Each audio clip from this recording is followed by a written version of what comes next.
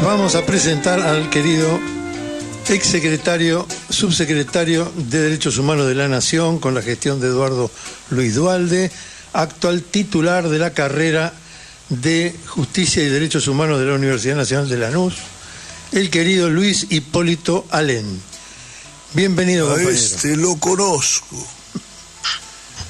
Hombre, buen día, compañeros. Bueno, en estas fechas creo que lo que es importante es hacer un ejercicio de memoria completo, ¿no? Y entender el por qué se dio el golpe del 24 de marzo, que no fue una cosa así que los militares decidieron de un día para otro, ni siquiera la decidieron ellos.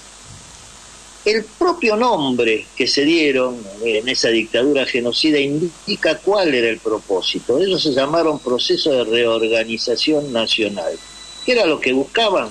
Volver al país a la situación anterior al peronismo. Esto es, terminar con todas las conquistas laborales, reubicar a la Argentina en un mapa de la División Internacional del Trabajo como un país productor de materias primas agropecuarias y que recibía las manufacturadas, debajo de la órbita, por supuesto, de los Estados Unidos en este caso, como en la antigüedad había sido de Inglaterra. Ese propósito, el que mejor lo explicó fue el jefe civil de la dictadura, José Alfredo Martínez de Oz, porque la dictadura, por supuesto, nunca fue solamente militar, ¿no? Martínez de Oz, en varias entrevistas, sobre todo en una que le dio un grupo de jóvenes estudiantes de una carrera de periodismo, explican claramente cuál fue el propósito. Dijo: la última oportunidad que tuvo este país, por supuesto, está hablando desde la óptica de él, desde la óptica de un político y de un economista neoliberal, la última oportunidad que tuvo ese país fue con Celestino Rodrigo. Cuando el plan de Rodrigo fracasa porque hay una enorme movilización popular que incluso obliga a la CGT, a las 62 organizaciones que hasta entonces no habían querido manifestarse contra el gobierno, a reclamar que termine ese plan nefasto y la salida de ese personaje oscuro que tanto daño le hizo al país y al movimiento nacional, que era José López Rega, ¿no? Efectivamente, López Rega termina yéndose a España, aparentemente después se le perdió el rastro hasta que fue extraditado, y Celestino Rodrigo termina presentando su renuncia. Ese día los militares recibieron la orden de sus verdaderos jefes, los sectores de poder, de que había que terminar con esta situación. Martínez de Oz fue el encargado de instalar el modelo económico, político y social que iba a ser el preponderante durante la dictadura, y los militares diseñaron cómo iba a ser la operación de represión. Ellos sacan en octubre lo que se llamó la Directiva 404 del Comando en Jefe del Ejército, que establece el plan de batalla, con dos patas bastante claras. Una era el Batallón 601 de Inteligencia, que era el encargado de señalar los blancos a los cuales se iba a dirigir la acción represiva, y otros eran los distintos grupos de tarea, bajo toda la conducción del ejército. Es decir, incluso después aparecerán dentro de la dictadura las disputas entre ejército y marina por la preeminencia y quién reprimía más, pero en el plan estaba claro que era el ejército el que coordinaba todo. A partir de ahí se van escalonando las cosas. Está el intento de diciembre, el intento del brigadier Capellini, que muchos se han olvidado, ¿no? El intento de la Fuerza Aérea de derrocar al gobierno en diciembre, y finalmente el golpe del 24 de marzo con su orden de batalla que establece los blancos claramente. El mismo 24 de marzo es asesinado quien había sido delegado personal del general Perón, que había sido su edecán, el mayor Bernardo Alberte, al cual van a buscar a su casa y lo tiran por el hueco del pulmón del edificio desde un sexto piso, en una muestra de lo que sería la brutalidad represiva que a partir de entonces se utilizaría. ¿Para qué se utilizó esa brutalidad represiva? Para disciplinar a la sociedad mediante el terror.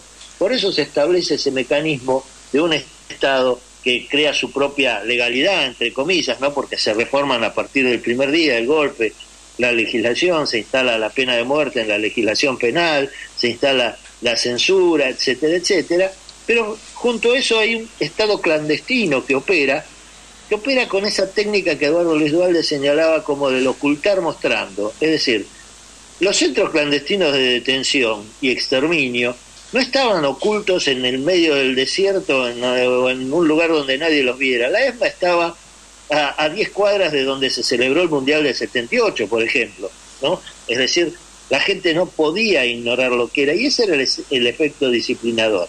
Hacer desaparecer a las personas obedecía a la misma táctica, ¿no? Es decir, si vos tenés un desaparecido, no sabés qué hacer frente a esa situación, no sabés dónde está, no sabés si tu reclamo puede afectar peor su situación, no sabés qué hacer, y eso paraliza, ¿no? Un conocido psicoanalista y autor de teatro, Tato Pavlovsky, hablaba del efecto multiplicador, decía que por cada uno que era torturado, secuestrado, desaparecido, esto se multiplicaba por 1000, porque todos sus núcleos de contactos, de conocidos, recibían el impacto del terror y a su vez lo retransmitían a sus propios núcleos. Eso es lo que buscaba la dictadura, disciplinar mediante el terror. Y ese disciplinamiento tenía un objetivo, instalar ese modelo que representaba Martínez Dios, que tenía dos apoyos fundamentales, lo que se llamaban los sectores del campo. La sociedad rural saludó enfervorizada el golpe del 24 de marzo, y el sector financiero concentrado, ¿no? Ese modelo implicaba la desindustrialización, el fuerte endeudamiento externo, el terminar y reformar todo lo que significaban los modelos de la ley de contrato de trabajo vigente y de los derechos de los trabajadores. Para eso se intervinieron los sindicatos, se disolvió el Congreso, se intervino el Poder Judicial y se nombraron jueces ad hoc, en realidad jueces que respondían al mandato de la dictadura y que hicieron durante todo ese proceso la vista gorda frente a todos los abusos y atropellos que se cometieron, ¿no?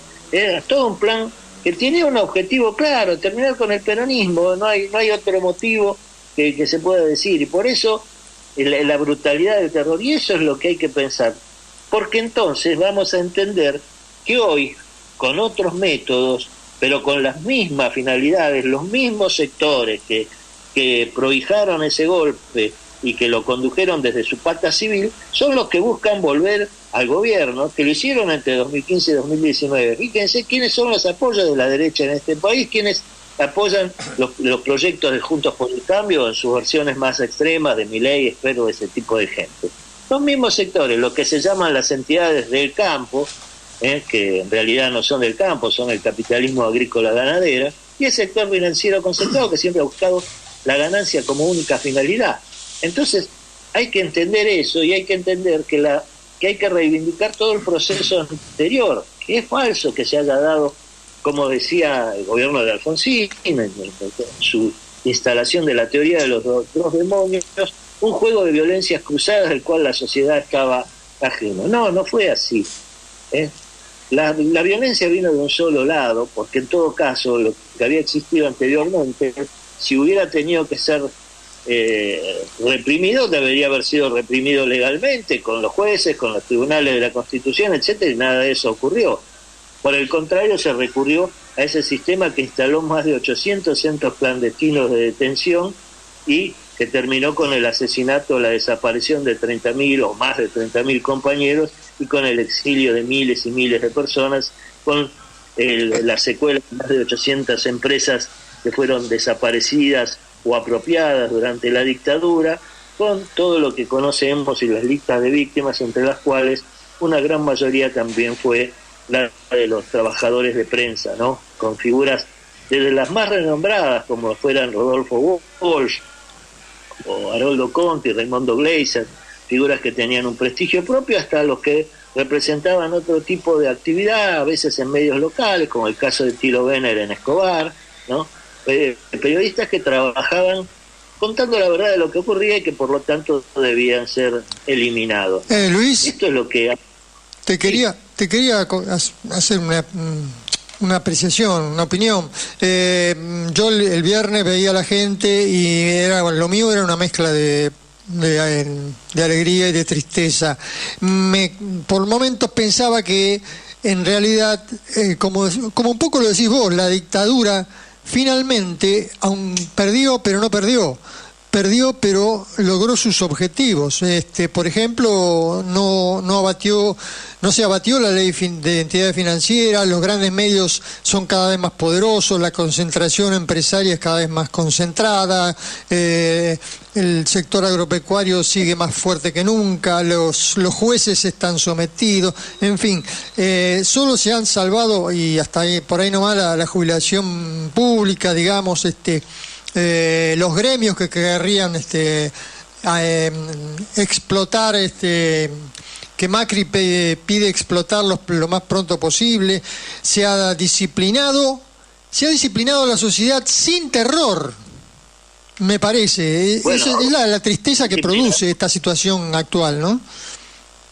Pasa que el disciplinamiento del terror de la dictadura se continúa después, cuando hay gobiernos que no hacen lo que deberían haber hecho de movida. Es decir, primero, por ejemplo, no se repudió la deuda externa contraída por una dictadura. Era una cuestión bastante fácil. Es decir, si vos tenés un gobierno constitucional que contrae deuda, tus opciones de rechazarla son bastante escasas frente a lo que es el derecho internacional. Ahora, si lo hizo un gobierno ilegítimo, no elegido por nadie, que no debió haber sido reconocido tampoco nunca, vos deberías haberlo rechazado.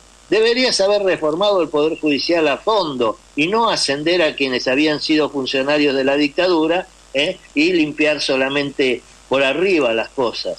Deberías haber tomado una serie de medidas que no se tomaron y reconstruir la memoria histórica. En lugar de eso se prefirió decir que acá había habido una guerra de dos demonios, que eran unos pocos responsables, los jefes de las juntas, los que debían ser juzgados, y punto y aparte y nada más. Y después ceder frente a la presión de los grupos militares, como se cedió en la Semana Santa con la ley de obediencia debida. Entonces, ese es el primer paso. Ahora, sin la dictadura no se explican las privatizaciones de los 90, porque Martínez Dios decía que el mejor discípulo que habían tenido era Carlos Menem. Toda esa política de privatizar las empresas del Estado, cuyas consecuencias vemos hoy, porque todo lo que pasa con el sur, los cortes de luz, es consecuencia del fracaso de esa política privatizadora, ¿no? Tampoco podría haber sido sin eso, y con la apuesta al olvido y los indultos y todo lo que eso conllevó.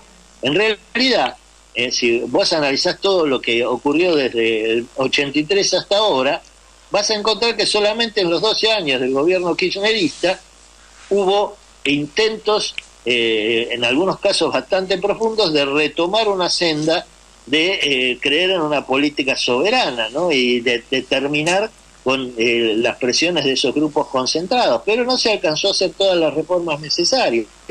Se fracasó, por ejemplo, con la ley de servicios de comunicación audiovisual, no se emprendió a fondo la reforma judicial porque nunca se contó con las mayorías necesarias, y tampoco se pudo rescatar papel prensa, cuya importancia a veces es minimizada. Papel prensa, la apropiación ilegal de papel prensa por parte de Clarín y La Nación, con la anuencia y el impulso de la dictadura, una causa que el juez que la llevó adelante fue Julián Ercolini, el mismo del Lago Escondido, el mismo que llevó adelante la causa Vialidad, que nunca llamó a prestar declaración a ninguno de los imputados, que desechó todas las pruebas que presentaron las querellas y que dio una propia versión de los hechos que no coincidía con la realidad. Bueno, esa causa terminó en ese momento en la nada, y eso hubiera sido importantísimo porque la apropiación de papel prensa le permitió, sobre todo al Grupo Clarín y a sus socios de La Nación, quedarse con el 75%